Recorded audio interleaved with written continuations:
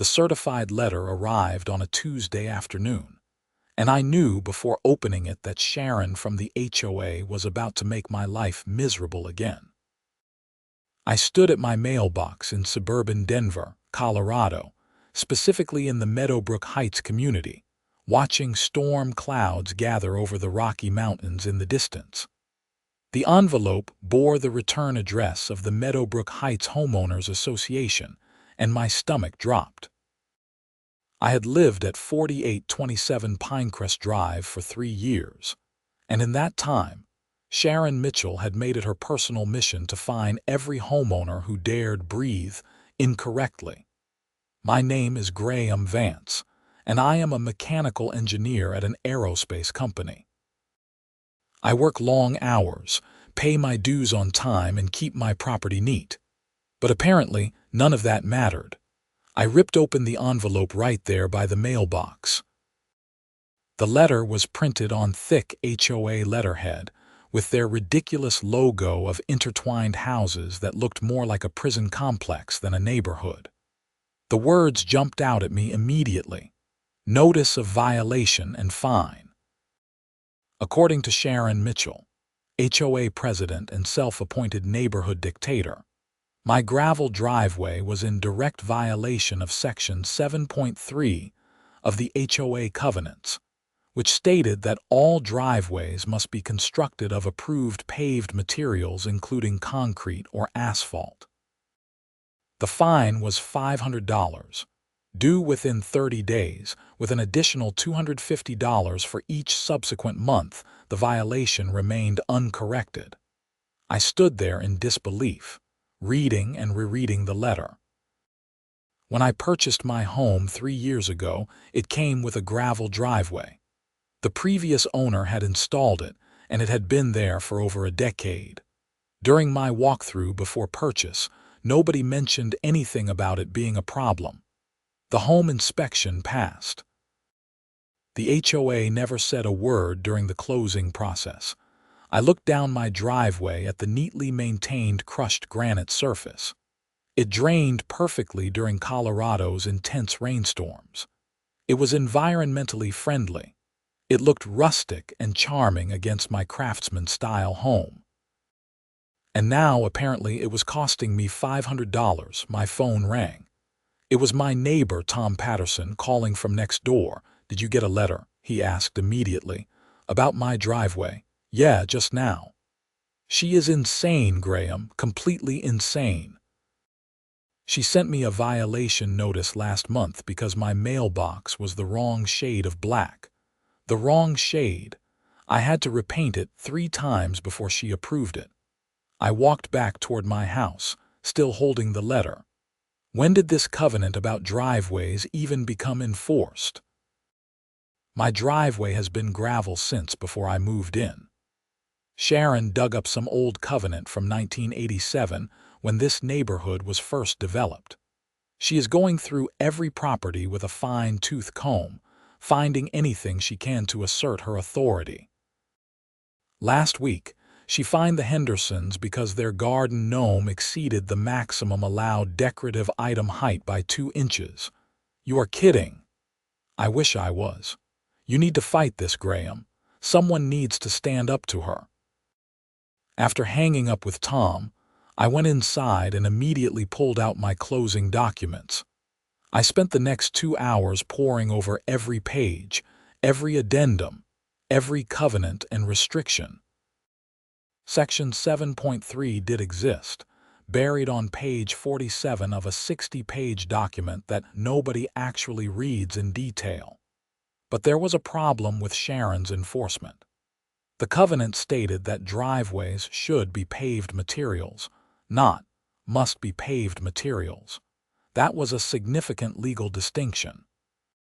I also found a grandfather clause in Section 2.8 that stated any existing structures or features present at the time of the covenant's most recent revision in 2015 were exempt from retroactive enforcement unless they posed a health or safety hazard.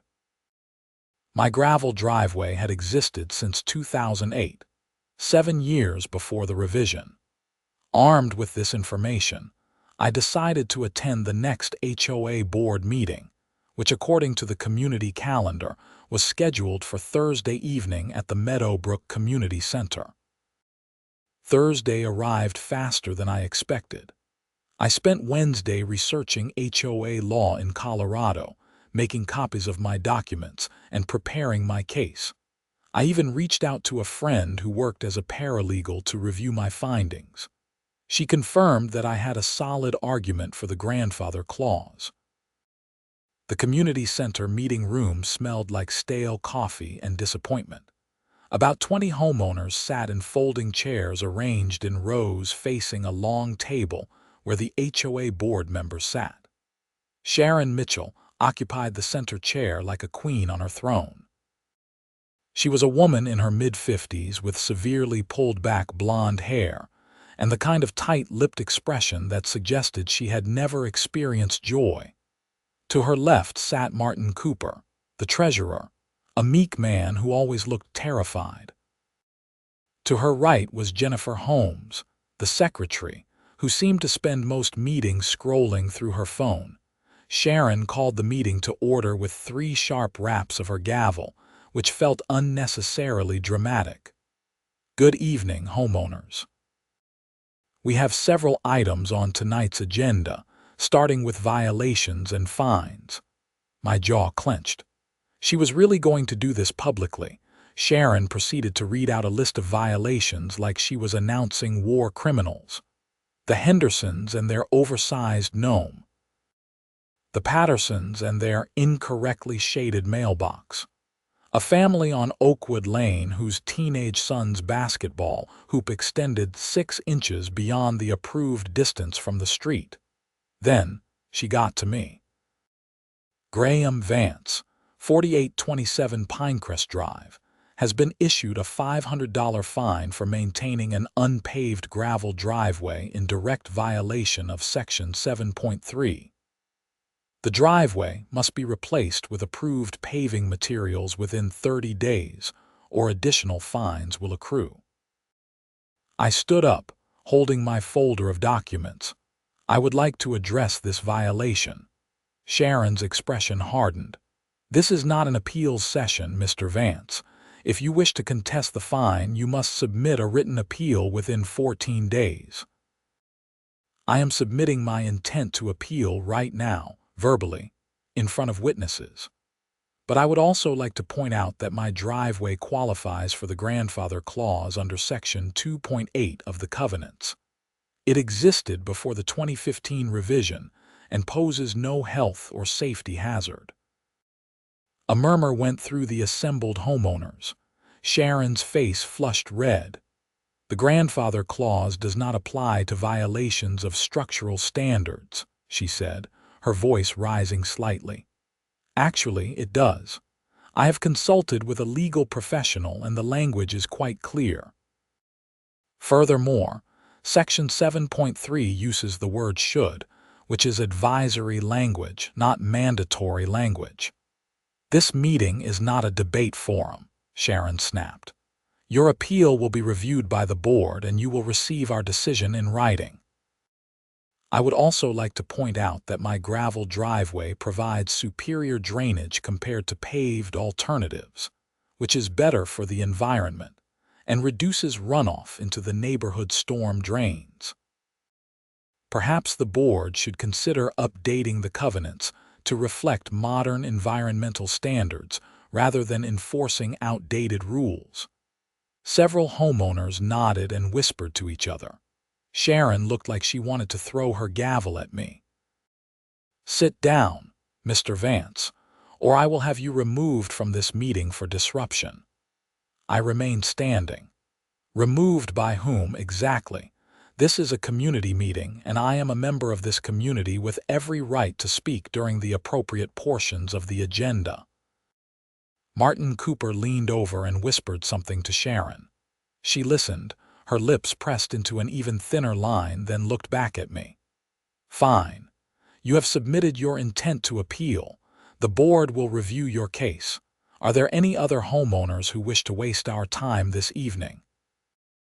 I sat down, but I could feel the energy in the room had shifted. Other homeowners were looking at me with expressions ranging from admiration to hope. Sharon had ruled through intimidation, and I had just shown that she could be challenged. After the meeting, several neighbors approached me in the parking lot. "That was amazing," said Beth Henderson, the woman with the allegedly too tall garden gnome.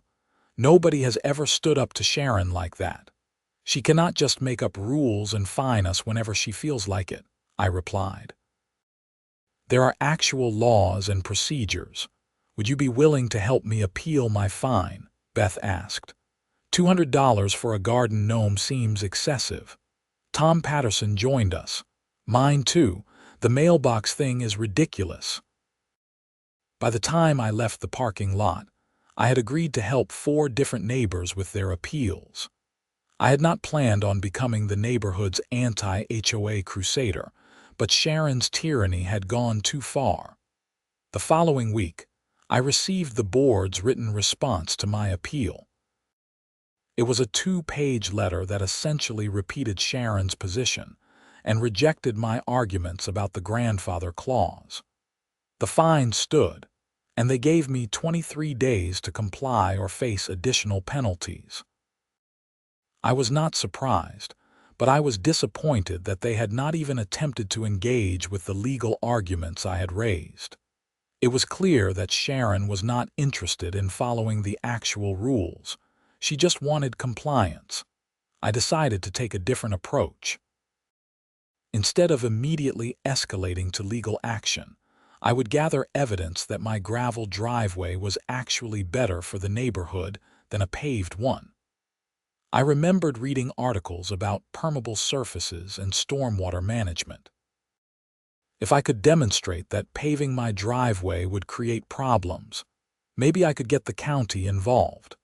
I called the Jefferson County Engineering Department and asked to speak with someone about residential drainage issues. After being transferred twice, I ended up on the phone with a man named Robert Chen, a senior civil engineer who specialized in stormwater management. "Mr. Vance, what can I help you with today?" he asked. I explained my situation: the HOA fine, the gravel driveway, and my belief that permeable surfaces were better for drainage. "You are absolutely correct," Robert said immediately.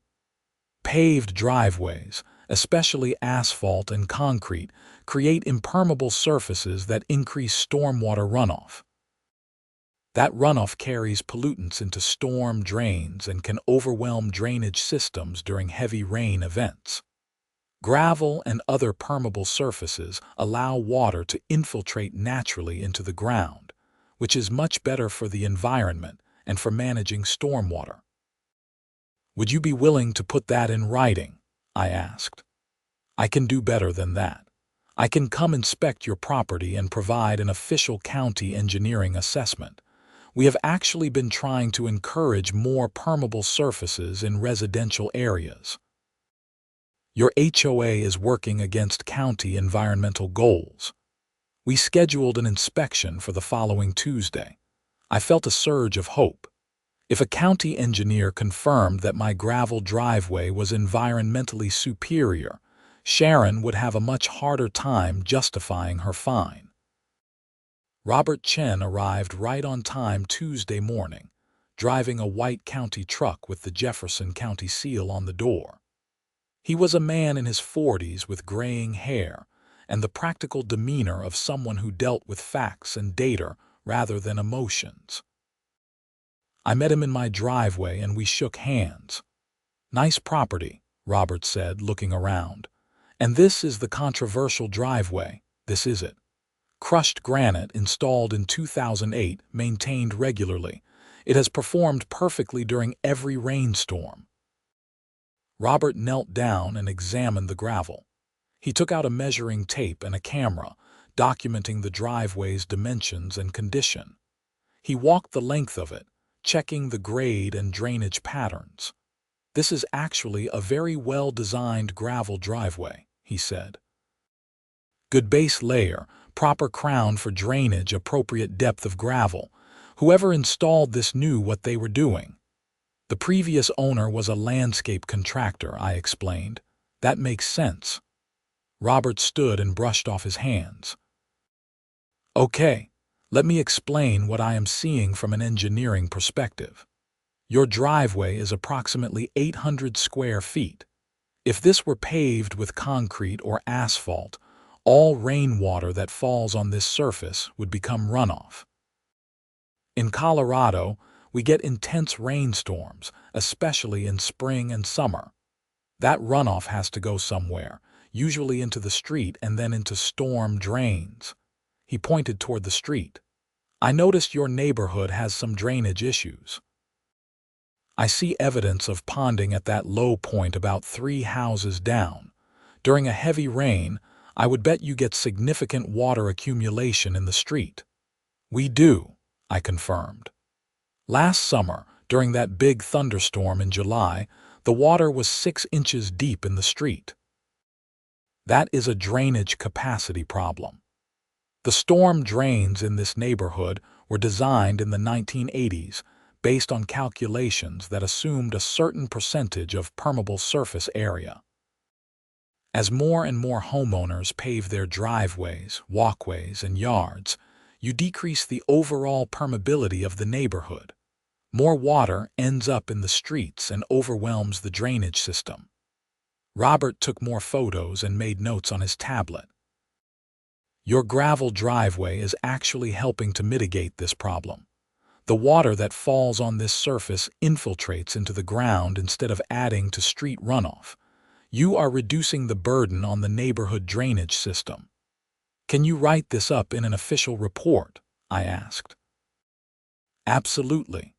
I will prepare a formal engineering assessment. I will also note that the county's current stormwater management policies encourage permeable surfaces in residential areas. Your HOA's requirement for paved driveways is actually contrary to county environmental goals and best practices. This was better than I had hoped. Thank you, Robert. This means a lot. Happy to help. Between you and me, HOAs that enforce these outdated aesthetic rules drive me crazy.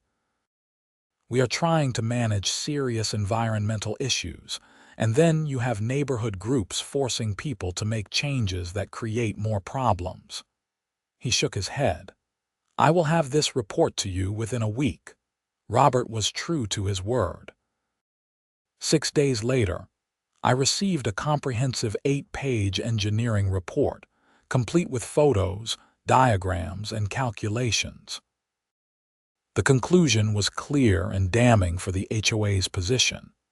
Based on the inspection conducted on the property at 4827 Pinecrest Drive, it is the professional opinion of this office that the existing gravel driveway provides superior stormwater management compared to paved alternatives.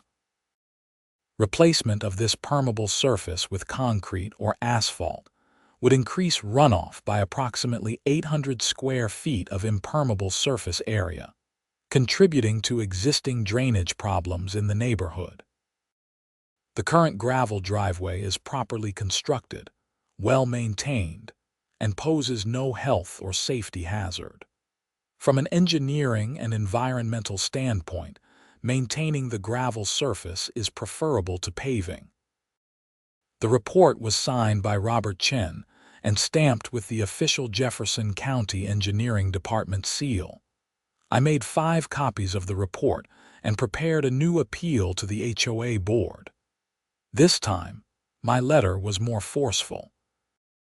I cited the county engineer's findings, referenced Colorado state law regarding HOA enforcement of covenants, and pointed out that requiring me to pave my driveway could potentially violate county stormwater management ordinances. I submitted the appeal along with the engineering report and copies of all relevant documentation. I also sent copies to each board member individually, ensuring that Sharon could not simply ignore or hide the information. 3 days later, my phone rang. It was Sharon Mitchell, and she was furious. Mr. Vance, How dare you go to the county behind the board's back and create a situation that makes this association look bad? Sharon, I went to the county because I wanted an expert opinion on whether paving my driveway was actually a good idea. Turns out it is not. The county engineer confirmed that my gravel driveway is better for the neighborhood. That is irrelevant. The covenants require paved driveways and you are in violation. This engineer's opinion does not change the rules. Actually, it does change things. If the HOA forces me to make a modification that violates county environmental ordinances, the HOA could face liability. I would also argue that the board is not acting in the best interest of the community by requiring changes that worsen drainage problems. Are you threatening this board? Sharon's voice had gone dangerously quiet. I am informing the board of relevant facts. That is what appeals are for. Your appeal is denied. The fine stands. You have 18 days remaining to comply. She hung up before I could respond. I sat there, phone in hand, realizing that Sharon was not going to back down no matter how much evidence I provided. She had made this personal. It was no longer about rules or covenants. It was about her authority being challenged. I called Tom Patterson and told him what happened. She is digging in, Tom said. I have seen her do this before. She would rather burn the whole neighborhood down than admit she was wrong about something. What do you think I should do? Honestly, I think you need to get a lawyer. And I think you need to rally the other homeowners who are dealing with her nonsense. If enough people stand together, we might be able to force a board recall election. Tom was right. This had escalated beyond just my driveway. Sharon's tyrannical approach to HOA management was affecting dozens of homeowners, and it was time to do something about it. I spent the weekend reaching out to neighbors. I posted in the neighborhood Facebook group, asking anyone who had received unreasonable fines or violations to contact me. My inbox flooded with responses. 23 families had active fines or violations. Most were for trivial issues: mailbox colors, decorative items, minor landscaping details, even one family fined because their trash can was visible from the street on a non-collection day. One homeowner, a woman named Patricia Daniels, had been fined repeatedly for having solar panels on her roof. Sharon claimed they were not aesthetically consistent with the neighborhood, despite Colorado state law that prohibited HOAs from banning solar installations. She fined me $1,500 total over 6 months, Patricia told me over the phone. I finally had to hire a lawyer who sent her a letter about the state law. She backed off, but she never rescinded the fines. She just stopped adding new ones. Did you pay the fines? I asked. No, but they put a lien on my property. When I tried to refinance my mortgage, it came up. I ended up paying a lawyer $3,000 to fight it and get the lien removed. This was worse than I thought. Sharon was not just being petty. She was potentially engaging in illegal HOA practices. I organized a meeting at my house for the following Wednesday evening. 16 homeowners showed up, filling my living room and spilling into the kitchen. Everyone had stories about Sharon's abuses of power. She made us remove a bench from our front yard because it was not on the approved furniture list, said Marcus Webb, who lived on Sycamore Avenue. She fined us for having a vegetable garden in our backyard, which is not even visible from the street, added Linda Morrison. She claimed it was not ornamental enough. She is trying to fine me because my teenage daughter's car is too old and unsightly, said Robert Gaines. It is a 2015 Honda Civic in perfect condition. There is nothing wrong with it except Sharon does not like it. As I listened to these stories, a pattern emerged. Sharon was not enforcing the covenants consistently or fairly. She was targeting people she did not like or who had crossed her in some way. She was using the HOA as a personal fiefdom. We need to do two things, I said to the group. First, anyone with an active fine or violation should file a formal appeal with documentation of why the fine is unjustified. Second, we need to initiate a recall election for the board. Can we do that? Asked Beth Henderson. Yes.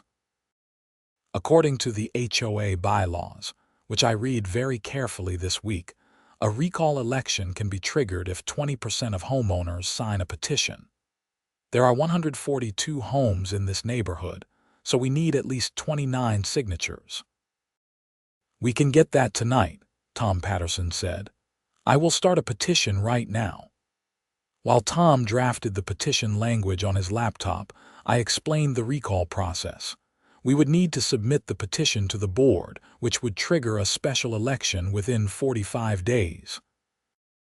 Homeowners would vote on whether to remove the current board members and elect new ones. Sharon is going to go nuclear when she sees this, Jennifer Holmes said. Wait, not the secretary Jennifer Holmes. This was a different Jennifer Holmes who lived on Maple Drive. It was confusing. Let her, I said. She has been operating without accountability for too long. It is time for that to change. By the end of the meeting, we had 37 signatures. Over the next week, we gathered another 43. Tom created an online petition as well, which made it easier for homeowners who could not meet in person. 2 weeks after that contentious phone call with Sharon, I submitted the recall petition to the HOA board with 80 signatures, more than double what we needed. Sharon's response was swift and vindictive. The next day, I received a new violation notice. Apparently, my front yard grass exceeded the maximum height of 3 inches by a quarter inch. Fine, $100. My house numbers were not the approved font. Fine, $75. I had an unauthorized flower variety in my front flower bed. Fine, $150. It was transparently retaliatory, but it was also a mistake on Sharon's part.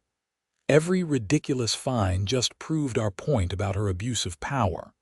Other petition signers reported similar retaliation. Sharon was clearly going through the list of names and finding any excuse to issue fines. But this backfired spectacularly. More homeowners got angry and joined our cause. By the time the special election was scheduled, we had over 90 homeowners actively supporting the recall. The election was set for a Saturday in early May, to be held at the community center. Every homeowner in good standing could vote, either in person or by proxy. Sharon tried several tactics to derail the election. She challenged the validity of the petition, claiming some signatures were not properly witnessed. Her challenge was reviewed and rejected. She claimed the bylaws did not actually allow for recalls, but several homeowners hired a real estate attorney who confirmed that they absolutely did. She even tried to cancel the election by claiming a scheduling conflict with the community center, but we simply reserved it again for the following week. The morning of the election, I woke up early, nervous but determined. This was about more than just my driveway now. It was about whether homeowners could have a voice in their own community. The community center parking lot was packed by 9 in the morning. The election was scheduled to run from 9 until 3, with votes counted immediately afterward. I saw neighbors I had never met before, all coming out to participate in the democratic process. Sharon held court near the voting tables, trying to campaign against the recall, even though the rules prohibited electioneering within 50 feet of the voting area. She was finally asked to step back by Martin Cooper, who was serving as election monitor. I spent the day talking with neighbors, answering questions about what would happen if the recall succeeded. We had already identified candidates for a new board: Tom Patterson for president, Patricia Daniels for vice president, and Marcus Webb for treasurer. Jennifer Holmes, The actual board secretary had privately told us she would resign if the recall succeeded because she had never agreed with Sharon's approach anyway. The energy throughout the day was electric. Homeowners who had been silenced for years were finally able to express their frustration. People shared stories about Sharon's overreach. The common theme was relief that someone was finally doing something about it. At 3 p.m., the polls closed.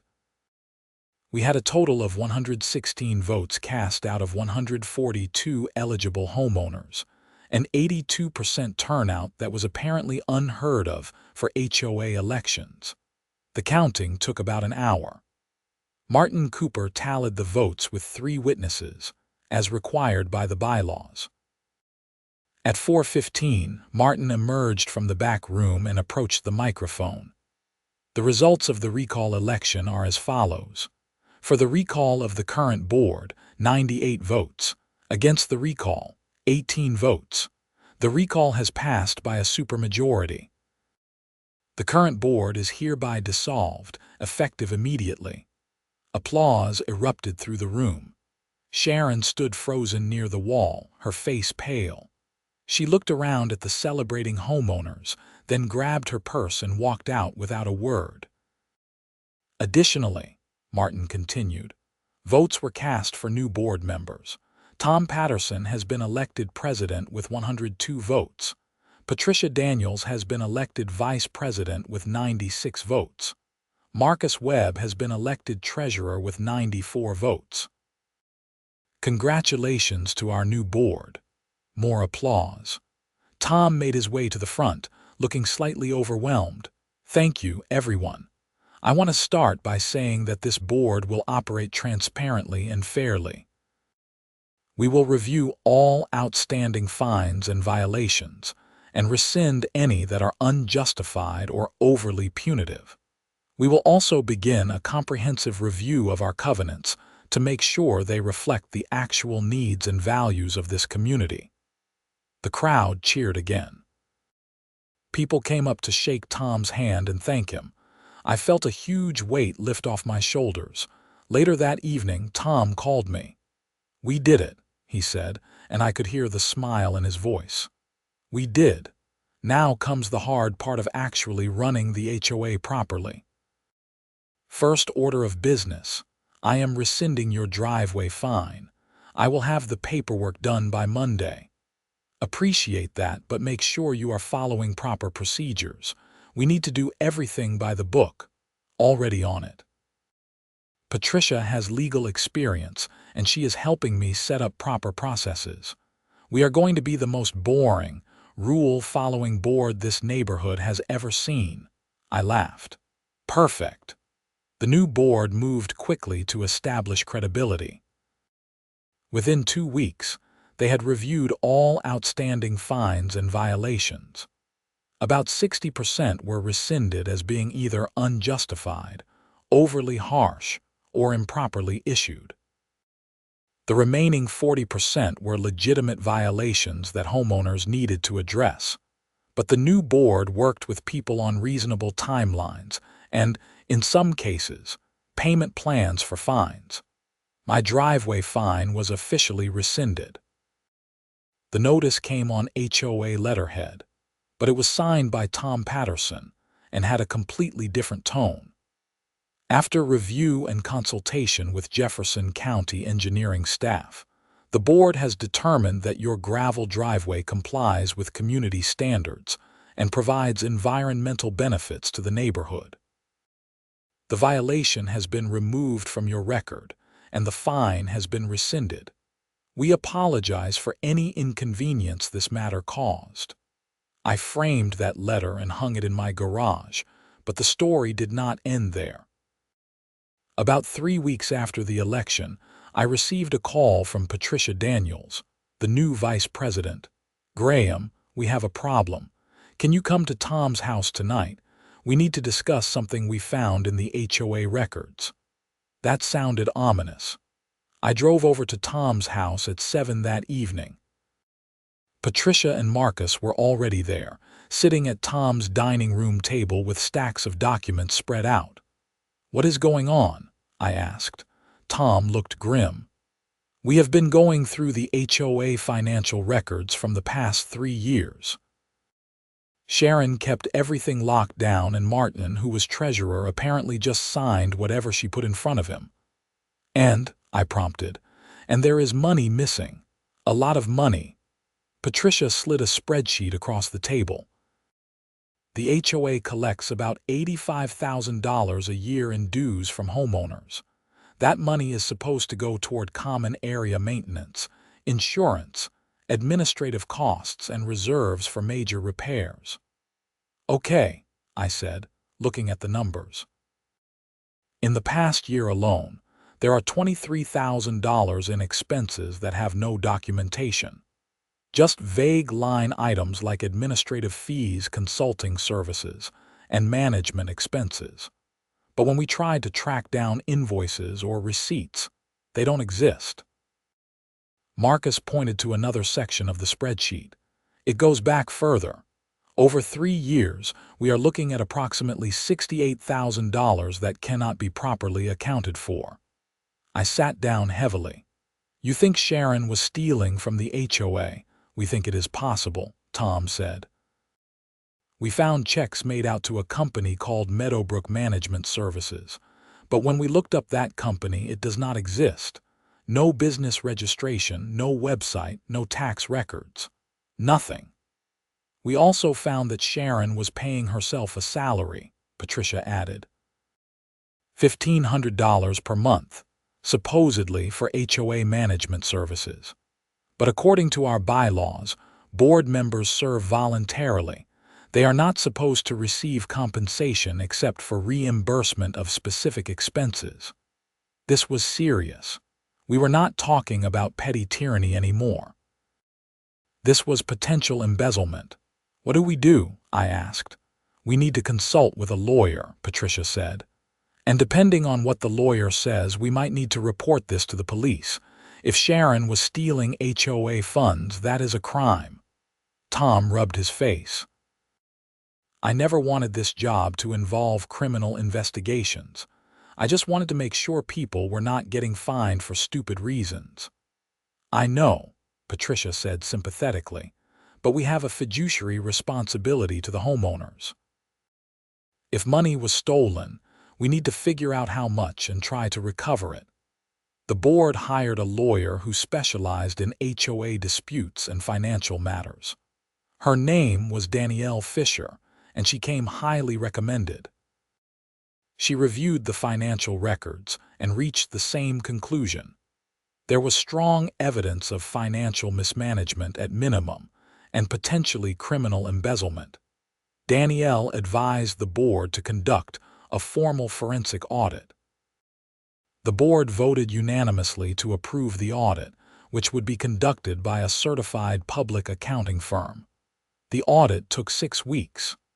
The auditors went through every transaction, every check, every deposit, and every expense for the previous 5 years. They interviewed Martin Cooper, who had been treasurer but claimed he just signed whatever Sharon told him to sign. They tried to interview Sharon, but she refused to cooperate and hired her own lawyer. The final audit report was damning. Over 5 years, Sharon had diverted over $94,000 from HOA funds for personal use. The methods varied: fake vendor invoices, unauthorized salary payments, expense reimbursements for personal purchases, and checks written to the fake management company. The auditors documented everything: checks deposited into Sharon's personal bank account, credit card payments made from HOA funds for personal expenses, even HOA money used for a vacation to Hawaii that Sharon claimed was for HOA training conference that did not exist. With the audit in hand, Danielle Fisher advised the board to file a police report. This was not a civil matter anymore. This was felony theft. Tom, Patricia, Marcus, and I met with detectives from the Jefferson County Sheriff's Office. We brought the audit report, all financial records, and a detailed timeline of Sharon's activities. Detective Amy Carlson took the lead on the case. She was a white-collar crimes investigator with 15 years of experience. She listened to our presentation and reviewed the documents. "This is a solid case," she said. "You have documentation, forensic accounting, and a clear pattern of theft. I will need to get a warrant to access Sharon Mitchell's personal financial records, but based on what you have shown me, I believe we have probable cause." "What happens next?" Tom asked. "We investigate, confirm the findings, and if everything checks out, we will present the case to the district attorney. Given the amount involved, this would be a Class 3 felony under Colorado law, punishable by up to 12 years in prison." 12 years. The reality of the situation hit me. Sharon had not just been a tyrant, she had been a criminal. The investigation took another 2 months. During that time, rumors swirled through the neighborhood. Everyone knew something was happening, but the board could not share details while the criminal investigation was ongoing. Sharon tried to deflect an attack. She sent emails to homeowners claiming that the new board was conducting a witch hunt and that the audit was falsified to discredit her. But few people believed her. The new board had built up too much goodwill, and Sharon had burned too many bridges. In late August, Detective Carlson called Tom with news. The district attorney's office had reviewed the evidence and was filing criminal charges against Sharon Mitchell. 2 counts of theft, 3 counts of forgery, and 1 count of embezzlement. An arrest warrant had been issued. Sharon was arrested at her home on a Thursday morning. The neighborhood gossip network spread the news within hours. People gathered in small groups, discussing the shocking turn of events. The woman who had ruled the HOA with an iron fist was now facing serious criminal charges. The case moved through the court system slowly. Sharon initially pleaded not guilty and tried to claim that all the payments were legitimate HOA expenses. But the forensic audit was bulletproof, and her defense quickly fell apart. In October, facing overwhelming evidence, Sharon changed her plea to guilty on the embezzlement charge in exchange for the other charges being dropped. She was sentenced to 4 years in prison and ordered to pay full restitution of $94,000 plus interest. The day of her sentencing, several homeowners attended the hearing. I sat in the courtroom gallery and watched as the judge handed down the sentence. "Miss Mitchell, you held a position of trust in your community," the judge said. "Homeowners relied on you to manage their collective funds responsibly. Instead, you used that position to enrich yourself at their expense. This was a calculated, ongoing theft that spanned years. This sentence reflects the seriousness of your crimes and the breach of trust involved." Sharon stood there, looking smaller than I had ever seen her. The imperious HOA president who had terrorized the neighborhood was now just a person facing the consequences of her actions. As we left the courthouse, Patricia turned to me. "I never thought it would end like this." "Neither did I admitted. "I just wanted to keep my gravel driveway." Tom laughed, though there was no humor in it. "Your gravel driveway brought down a criminal enterprise." In the months that followed, the Meadowbrook Heights HOA underwent a transformation. The new board implemented transparent financial practices, including monthly treasurer reports and an annual audit. They revised the covenants to remove outdated and overly restrictive rules. They established a fair appeals process for violations. Most importantly, they changed the culture. The HOA was no longer about enforcing petty rules and asserting authority. It was about maintaining property values, fostering community, and serving homeowners. My gravel driveway became something of a neighborhood legend. People would drive by and point it out. "That is the driveway that started the revolution." Tom joked that we should put up a historical marker, but the real victory was not about my driveway. It was about homeowners reclaiming their community from someone who had abused her power. It was about standing up to injustice, even when it seemed easier to just pay the fine and move on. It was about holding leaders accountable.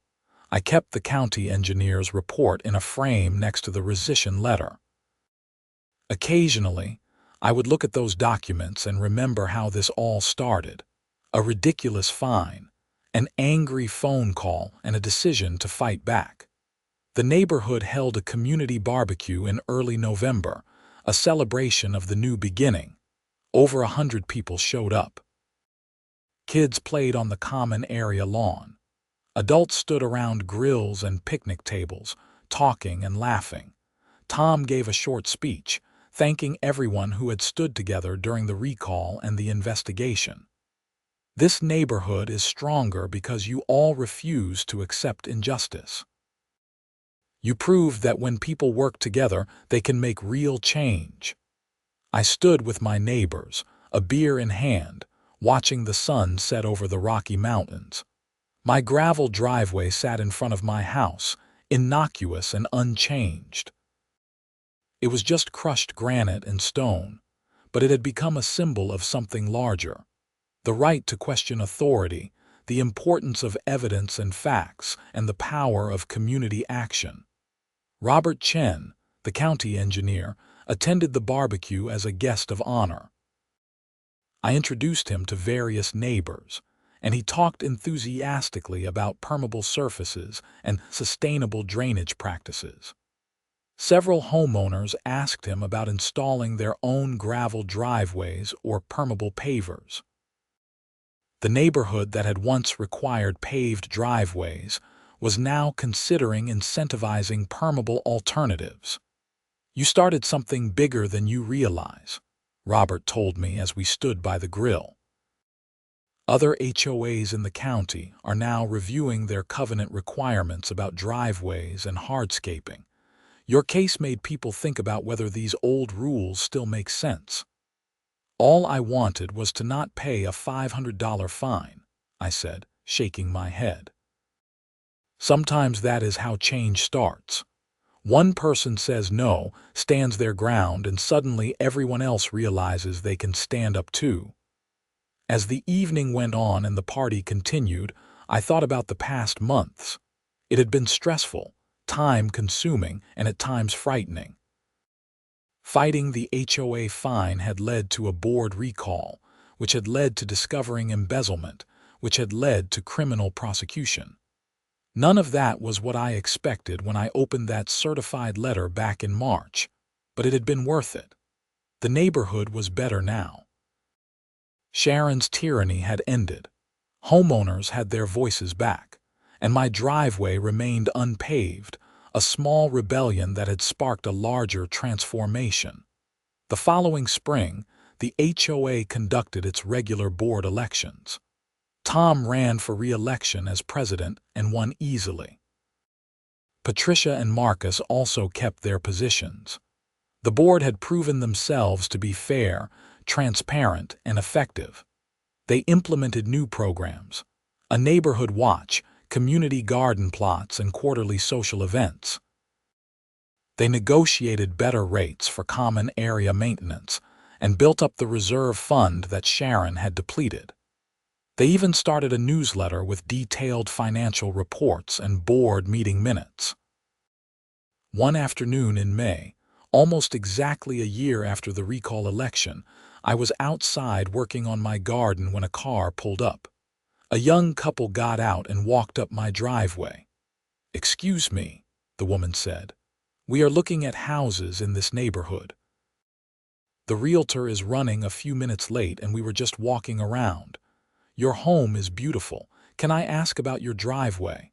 "Is that gravel?" "It is," I said, standing up and brushing dirt off my hands.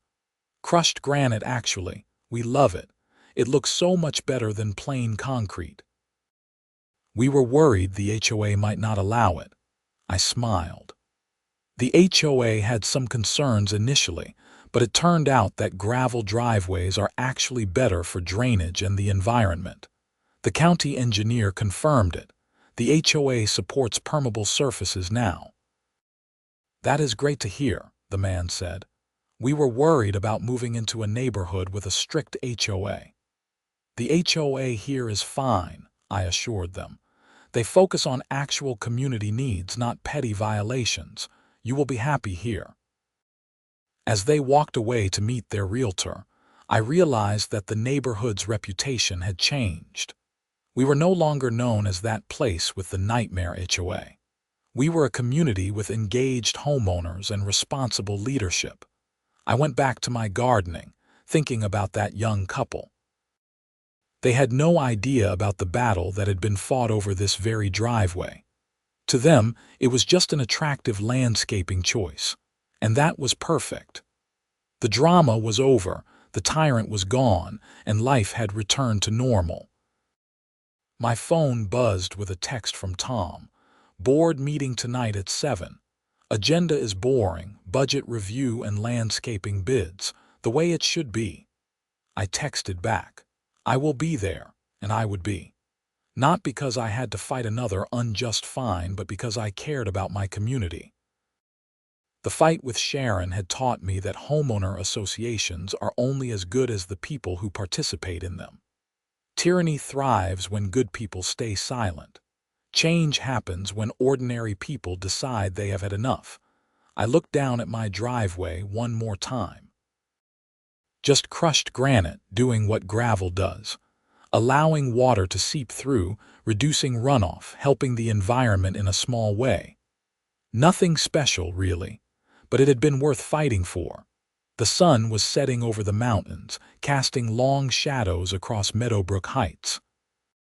Somewhere, Sharon Mitchell was serving her sentence, contemplating the choices that had led her from HOA president to convicted felon.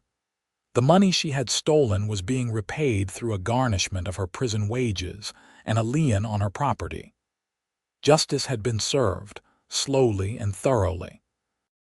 I gathered my gardening tools and headed inside. Tomorrow would bring whatever it brought, but tonight I was content.